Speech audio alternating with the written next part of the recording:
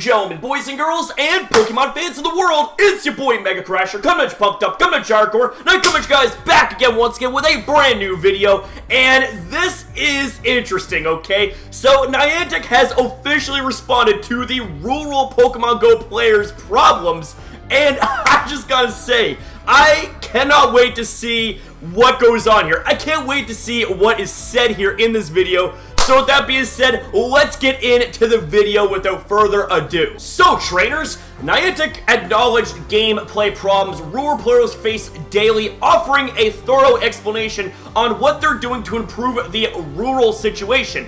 All of the quotes below were shared on Reddit by Niantic George, Niantic's official customer support representative.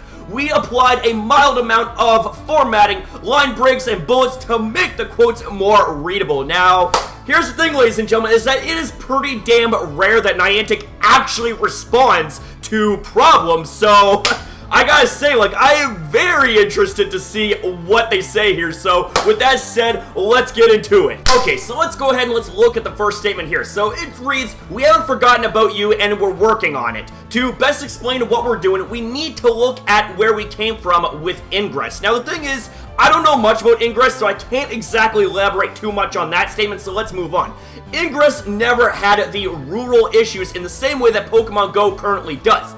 That's in part due to the fact that we allow portal submissions for the majority of Ingress's existence. To most users were able to create portals around their area if none already existed. That mechanism was labor intensive, but it worked for that scale of the game. Okay, that's pretty interesting. Again, don't really know much about Ingress, so I can't exactly have too much of a response in that regard just yet. With Pokemon Go, we saw a torrent of players picking up the game in places where Ingress never caught on. The number of players is so many that we simply couldn't turn on portal submissions and hire a team of portal reviewers. Instead, we needed to design a solution that fits around the size of the issues. Okay, again, kind of not really understanding where they're coming from here, but let's go ahead and let's move on here. So we invested in Operation Portal Recon. Lots of players have reported the benefits of OPR in their communities, but I would still argue that OPR is in the infancy in terms of the impact that it has on rural players. While it might sound wildly optimistic, I would bet that with time we'll see near parity, I think that's how it's said, between rural and urban players. As for difficulties finding a raid team in rural areas, we're working on that too, but we're not ready to announce anything just yet. So, basically, ladies and gentlemen, is that the main problem with rural players is that, is the fact that there's not a lot of raids that go on. Well, I mean, regardless of how many gyms there are, the thing is, ladies and gentlemen, is that when you live in rural areas, there's not a lot of areas. There's not a lot of Pokestops. There's not a lot of gyms. I mean, hell, where I live is kind of rural. I mean, there are some gyms and some Pokestops, if you get to the main part of where I live, that being Sackville. But if you really want to be able to have, a smorgasbord of Pokemon stops and Pokemon gyms, then you gotta go to places like Dartmouth or Halifax or something like that.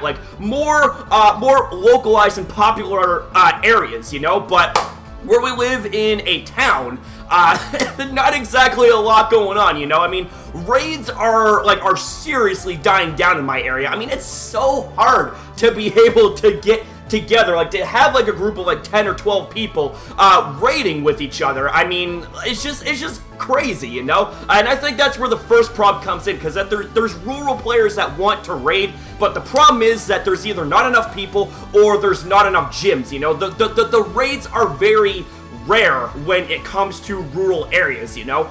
So with that being said, ladies and gentlemen, let's now move on to the next section of the article. Alright, ladies and gentlemen, so the second statement reads, and this is actually the last statement here, so hopefully, ladies and gentlemen, we'll actually be able to get some more insight as to what sort of response that Niantic gave us to give us a little more clarity and give us a little more hope for the game. So, thank you for the post. I shared some thoughts on rural players with regard to new Pokestops earlier in the week.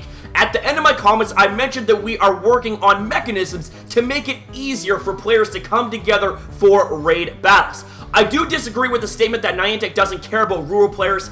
We made some big improvements, and alright, ladies and gentlemen, so let's see what these are. So the OPR has drastically improved access for rural players. Adding sponsored locations has improved access with a varying level of impact to rural players.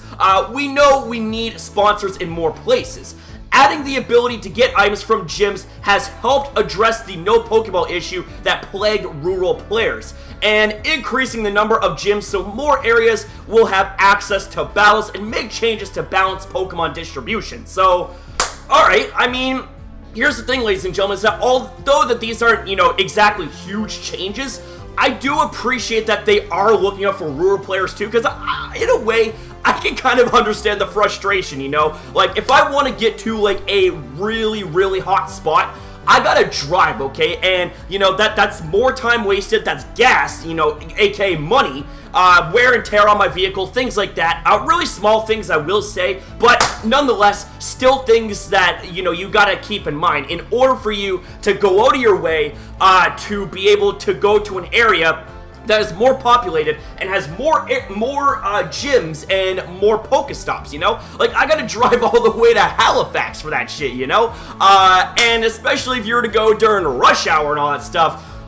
yeah, you put two and two together, it is frustrating, okay? But with that being said, though, ladies and gentlemen, I certainly hope that these problems get addressed even further, so that way the rural players will have more to look forward to, because I've been noticing that there's been hardly anybody that's been out these days playing Pokemon Go. Like, I'm a part of a group chat, Sackville settings and raids and all that shit, and it is inactive in comparison to how it was like a couple weeks ago, So with that being said, ladies and gentlemen, I mean, it is good that Niantic is finally addressing these problems here, but there's still more problems that needs to be addressed, and I mean, I think the first thing that comes to mind would be the spoofers, okay? I mean, like, seriously, it's like, okay. And this right here also comes from my friend Jonathan, too, okay? He is, like, hardcore dedicated to this game, and the thing is, ladies and gentlemen, is that he isn't even finding interest in the game anymore because, everyone around him is, like, turning to spoofing, or at least considering turning to spoofing, because it seems like that there's no point in playing fairly, because you got these people that are spoofing and seemingly getting away with it, and even fucking broadcasting that shit on YouTube. And I think you guys know one of the spoofers that I'm referring to. Like they're spoofing out in plain sight, and yet nothing's being done. So it's like, okay, well, nothing is being done to this guy here, and he's doing this shit every single day. So then why should I follow the rules? Why should I follow the rules? Let's go ahead and let's spoof, and let's see if we can have an advantage over those that don't spoof, kind of thing. You know what I mean? But here's the thing, ladies and gentlemen, is that I have always been against spoofing, and I always will be against spoofing. I don't care if 99.9% of the players around me suddenly turn to spoofing. I'm going to go out and I'm going to play the game the way the game is intended to be played. And that is going out, walking around, and finding shit, That's how the game is supposed to be played, not by spoofing. So, with that being said, ladies and gentlemen, that was a little bit of a rage rant right there for spoofing, but I think you guys already know how I feel about it. But there may be more rage rants down the road. So, that being said, ladies and gentlemen, let's get back on focus with this video. This is not to say that our work here is done. It's quite the opposite. I cannot stress enough that we still have lots and lots of work to do here. As frustrating as the situation is, I would urge you to not treat the absence of an immediate solution as an absence of our commitment to the issue. Things will get better. I certainly hope so, man. I certainly hope so, because here's the thing, is that I've dedicated a lot of hardcore time to this game, man, and I love this game through and through, okay? It's a game changer for me, okay? Like, it is the kind of game that I find genuine enjoyment in, Like, yes, it's hard. It's like you gotta fucking walk around and shit, but here's the thing, man, is that, like, people, like, my friend Jonathan lost, like, a tremendous amount of weight by playing this game. And I gotta say, it's like, it's really awesome to see that, with the way that the game is supposed to be played, it benefits people health-wise too, And my friend Jonathan's a big boy, okay? Like, he is a big fucking man.